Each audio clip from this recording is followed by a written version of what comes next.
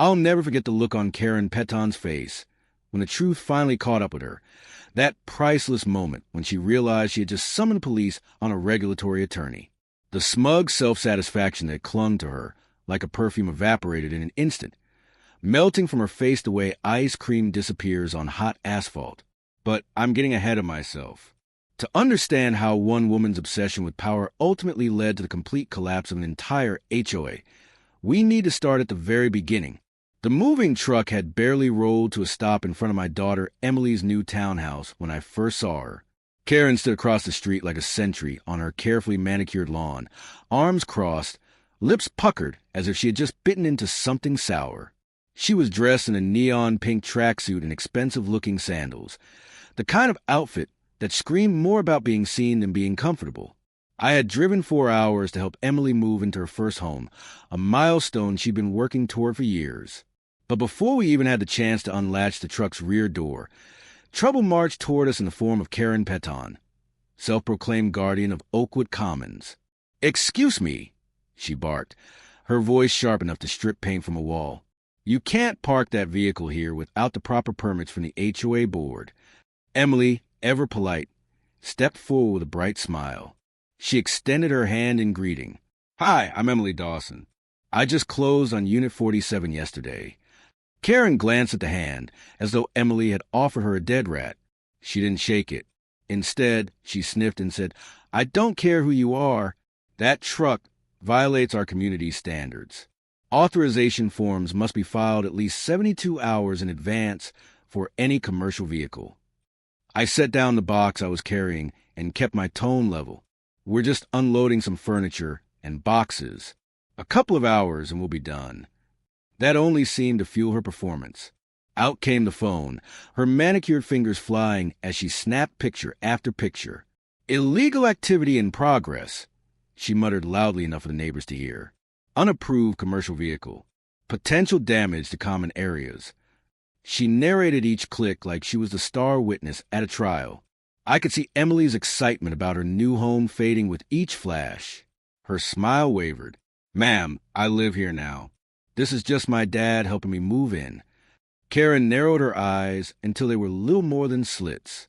"I am the HOA president, and I know every resident in Oakwood Commons. You are not on my list." She pulled out a leather-bound notebook and flipped through it with exaggerated drama. "No, Emily Dawson. No closing on Unit 47. You're trespassing." I knew the type instantly. 25 years in regulatory law had given me a nose for small-time tyrants who mistook their limited authority for divine right. "My daughter closed yesterday." I explained evenly. "The paperwork may not have reached you yet." Her face flushed crimson. "Are you calling me incompetent? I'll have you know I've run this HOA for 8 years without a single complaint." That was her first lie, though I didn't know it yet. I tried again, carefully balancing another box from the truck. "Nobody's calling you anything. We're just here to move furniture." Karen stepped directly in front of me, blocking the path. "Put that box down immediately. I haven't inspected it for prohibited items." Emily looked at me, incredulous. "Prohibited items? Dad, it's just my kitchen stuff." Karen jabbed a finger at her, like a prosecutor delivering the final blow. "Certain appliances require board approval. Microwaves over 1,000 watts. Blenders louder than 70 decibels. It's all in the covenant." She was making it up, of course, something I would prove later. But at that moment, all I wanted was to get Emily settled in her new home. "Look," I said, sidestepping her theatrics, "we're not trying to cause problems. Let us unload, and Emily can sort out paperwork tomorrow." That's when Karen played what she thought was her trump card. She dialed 911 right there in front of us. "Hello, police? This is Karen Peton, president of the Oakwood Commons HOA." She declared in an officious tone. "I need to report suspicious individuals loading unknown items into one of our units. Yes, I believe they're trespassing. One is an older man with an out-of-state license plate. Very threatening demeanor." Threatening demeanor. I nearly laughed. I was standing there in khakis and a polo shirt. If anything, I looked like a suburban dad straight out of catalog. But Emily's face tightened with worry. Dad, should we stop? I don't want trouble on my first day. I patted her shoulder reassuringly. Don't worry, sweetheart. Let her call. We're not doing anything wrong. Karen smirked as if she had already won.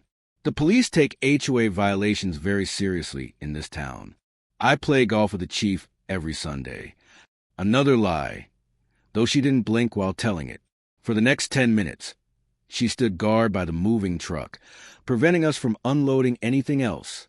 Curtains twitched as neighbors peeked through windows. Clearly, this wasn't the first time Karen had staged such a spectacle. Finally, 2 patrol cars rolled into the neighborhood.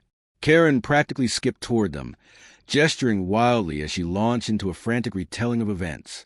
Her arms flapped like a traffic controller guiding in a jet. The officers listened, then turned their focus toward us. They approached with calm professionalism, neither aggressive nor dismissive. Sir, the lead officer said, his badge reading Sergeant Morrison, we receive a report of trespassing and suspicious activity. I nodded politely. Officer, I'm just helping my daughter move into her new home. Emily pointed toward the townhouse. She closed on Unit 47 yesterday. I'm Jake Dawson, and this is my daughter, Emily. I handed Sergeant Morrison my driver's license. The younger officer, Ramirez, studied me with a spark of recognition. His brows knit together as he repeated my name. Dawson. Jake Dawson. Wait, aren't you the attorney who took down that HOA in Riverside last year? The embezzlement case? A small smile tugged at my mouth. That would be me. Yes, I specialize in regulatory law and HOA governance issues. Morrison's expression shifted from professional neutrality to genuine surprise. His eyebrows climbed. No kidding. My sister lived in that neighborhood. You saved them from a corrupt board. He handed back my license and turned on Karen. Ma'am, these people aren't trespassing. The daughter owns a unit. Karen's face flushed crimson, cycling through shades of red as she scrambled for footing. But they didn't file the proper permits. The truck is illegal. They're violating numerous covenants. Ramirez flipped open a notebook with calm precision. Which specific laws are they breaking, ma'am? Karen blinked. HOA rules are legally binding. They need board approval for moving vehicles. Morrison sighed, his patience thinning. Ma'am, HOA covenants don't override property rights. They own the unit. They can move in. Unless they're breaking actual laws, not your community rules, there's nothing we can do. That was my cue. I made my decision right then. Officers, since you're here, I'd like to file a complaint. This woman is harassing us and preventing us from accessing my daughter's property. Karen's mouth fell open. She looked like someone had just yanked the rug out from under her. You can't file a complaint against me. I'm the HOA president. Ramirez's pen hovered above his pad, unbothered by her outburst. Actually, he can. Are you preventing them from entering their property, ma'am? Karen backpedaled instantly, the bravado draining from her voice. I'm just ensuring compliance with community standards. Morrison gave her a weary look, the kind cops give when they've seen this act before. Ma'am, let them move in. If you believe there are covenant violations, address them through proper HOA channels, not by calling 911. Then he turned back to me. Mr. Dawson, you're free to continue. If she harasses you again, call us directly. The officers left. Their cruisers rolled down the street and disappeared around the corner. But the real show had just begun. Karen's eyes were burning embers now. Her jaw clenched so tightly I could almost hear her teeth grind. This isn't over, she hissed. I'll be reviewing every single item you bring into this community. One violation, and you're out. I set down the box I was holding and pulled my phone from my pocket, meeting her glare with calm assurance. Actually, Karen, I think I'll be reviewing some things too, starting with your HOA's governing documents, financial records, and election procedures. Her mask cracked. The self-righteousness wavered for the first time. Those are private HOA documents, she stammered. I gave her what my colleagues call my courtroom smile, the one that never failed to rattle the opposition. Not in this state. They're not. HOA records are subject to member review, and my daughter is now a member. Emily stood beside me, watching with growing fascination. She had heard me tell plenty of war stories from my career, but this was her first time seeing me in action. Over the next 3 days, while Emily unpacked and settled into her new home, I went to work. The first red flag came quickly. The HOA's website hadn't been updated in over 3 years. The second, not a single published financial statement. The third, and perhaps most damning, was that no one seemed to remember the last actual board election. So I started knocking on doors. I introduced myself as Emily's father, and soon the floodgates opened. Neighbors poured out their grievances like water from a broken dam. Mrs. Patterson in Unit 12 showed me a fine for $500 because her grandchildren's bicycles had been stored improperly on her own porch. Mr. Singh in Unit 30 had been penalized for flying an American flag without a patriotic display permit.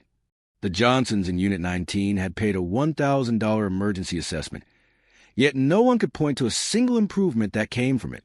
And every single person mentioned the same fact. Karen had been HOA president for 8 years without ever facing an election. The smoking gun came from Richard Thornton, a retired accountant in Unit 6.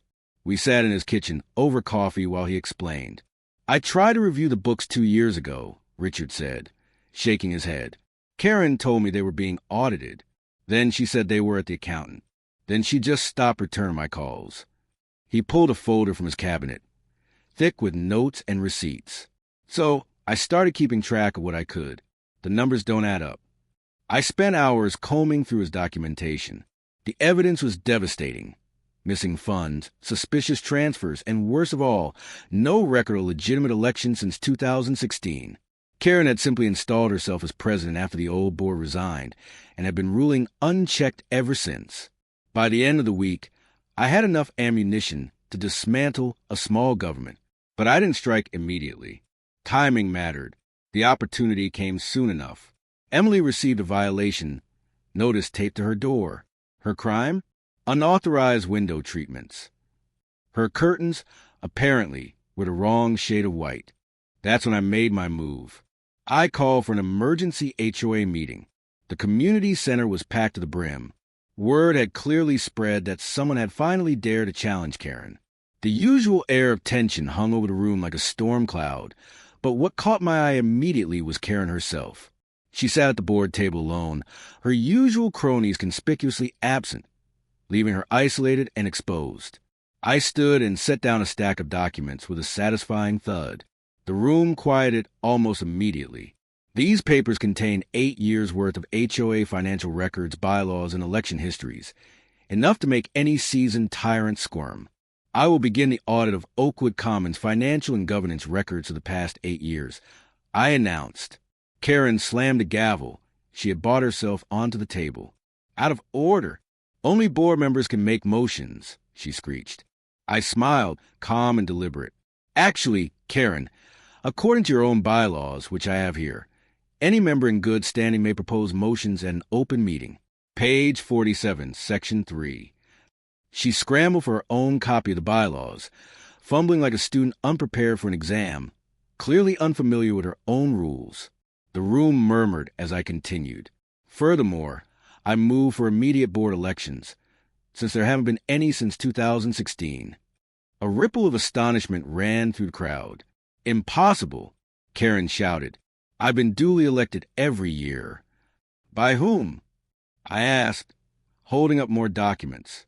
"Where are the ballots, the vote tallies, the election notices?" I waved the papers. "I've obtained records from the Secretary of State. No HOA election filings exist for Oakwood Commons since 2016. The crowd grew louder.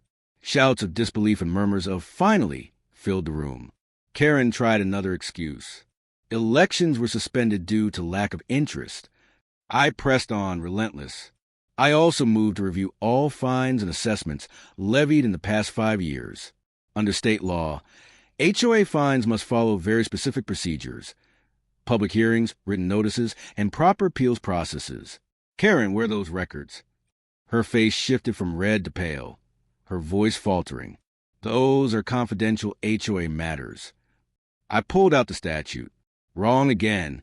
State law requires all HOA financial records to be available for member inspection. Failure to provide them is a violation of state law, not merely a violation of your own rules. Richard Thornton stood, nodding in support. I second all motions, he said. Mrs. Patterson followed. I third them, she added. Soon, nearly half the room was on their feet, lending weight and momentum to our cause. Then came the decisive blow. I lifted my gaze over the crowd and addressed everyone. Given the serious irregularities uncovered in the governance and finances of Oakwood Commons, I moved for the immediate dissolution of the HOA. The room erupted. Some cheered, others gasped, but no one came to Karen's defense. She banged the gavel frantically, a vain attempt to assert control. You can't dissolve the HOA, she screamed. I won't allow it, I said calmly, holding my papers like a shield. According to your own charter, dissolution requires a 2/3 vote of all members. Shall we vote? What followed was the most lopsided vote in HOA history. Out of 93 units represented, 87 voted to dissolve. 4 abstained. Only 2 voted against. Karen and her loyal, indebted friend from Unit 8. As the results were announced, Karen's carefully constructed kingdom crumbled before her eyes. She stood trembling with rage. This is illegal. I'll sue every one of you. You need me. Without the HOA, this place will fall apart. But no one was listening. The residents were too busy celebrating their newfound freedom. The legal process of dissolution took another month, during which more financial irregularities came to light. The district attorney opened an investigation into missing funds. Karen was forced to repay $32,000 in illegal fines and unauthorized expenses. Her real estate license was suspended when the state board learned of her misconduct. She lost her job at a property management company when news of the scandal spread. The last time I saw her was at the final dissolution hearing. The judge formally confirmed the vote and officially ended the Oakwood Commons HOA. As the gavel fell, Karen let out a sound somewhere between a sob and a scream. 8 years, she wailed. I gave 8 years to this community. The judge's response was brief, measured, and merciless. Ma'am, you gave yourself 8 years of unauthorized power. Case closed. And just like that, Karen Petton's reign was over. The community had reclaimed control, and justice had been served.